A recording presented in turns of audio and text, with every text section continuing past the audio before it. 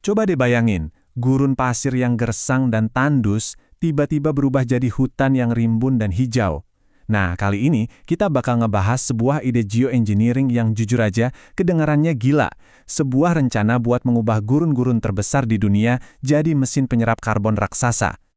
Pertanyaan utamanya ya ini, apa kita beneran bisa gitu mengubah gurun Sahara jadi hutan penyedot karbon buat menyelamatkan bumi? Kedengarannya emang kayak fiksi ilmiah ya, mustahil banget. Tapi, ayo kita coba bedah ide radikal ini lebih dalam. Ide ini tuh bukan iseng-iseng muncul. Ini lahir dari sebuah kesadaran yang agak mengkhawatirkan. Solusi iklim yang kita punya sekarang mungkin aja terlalu lambat.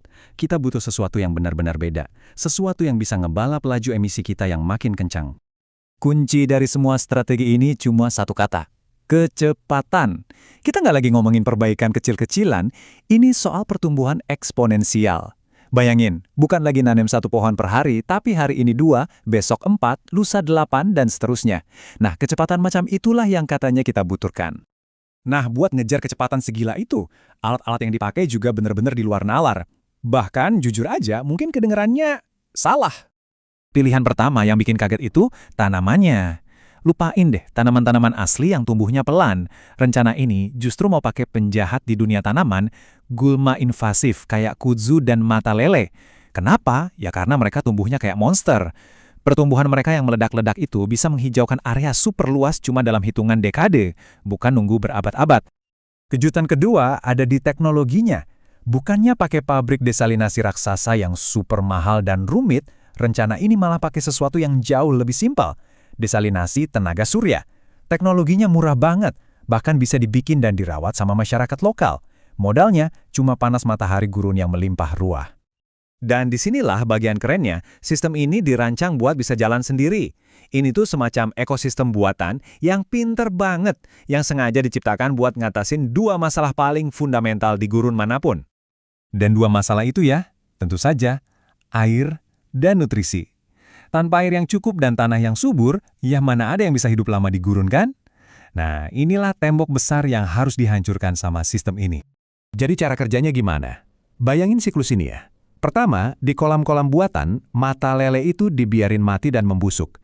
Ini ibaratnya kita bikin teh kompos raksasa. Terus, air yang udah kaya nutrisi ini meresap ke pasir di sekelilingnya. Nah, di darat, si kudzu minum air bernutrisi ini, sambil akarnya juga ngikat nitrogen dari udara. Ajaibnya, proses ini ngubah pasir gersang jadi tanah subur. Ini kayak mesin pupuk otomatis.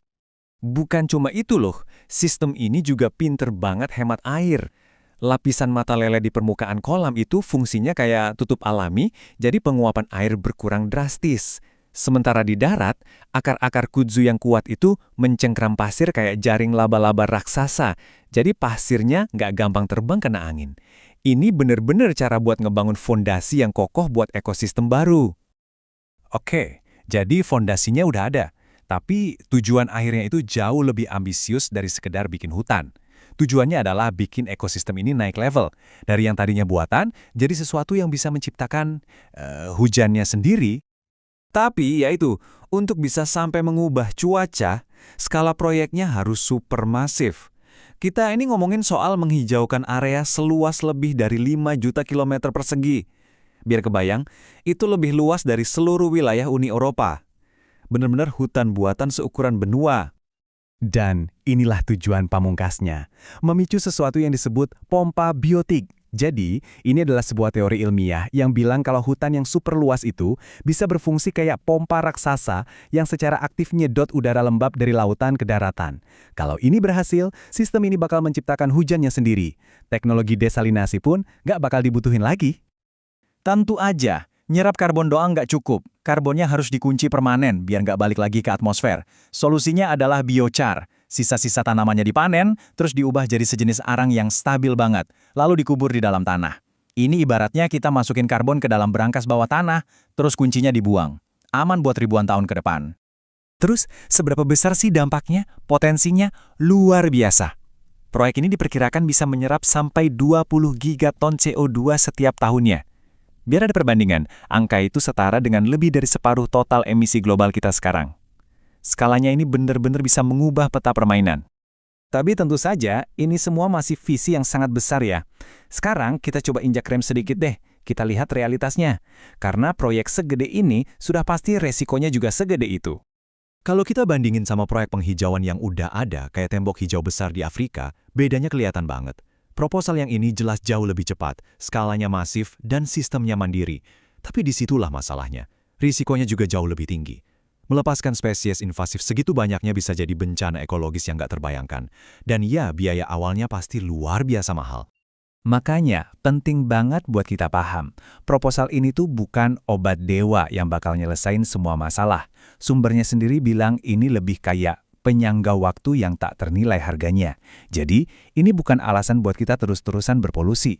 Ini lebih ke upaya membeli waktu supaya peradaban kita punya napas buat beralih total dari bahan bakar fosil. Pada akhirnya, kita semua dihadapkan pada satu pertanyaan besar. Apakah ide ini sebuah solusi jenius untuk menyelamatkan masa depan kita, atau justru sebuah pertaruhan ekologis yang risikonya terlalu besar untuk diambil? Nah, itu dilema utamanya. Gimana menurut kalian?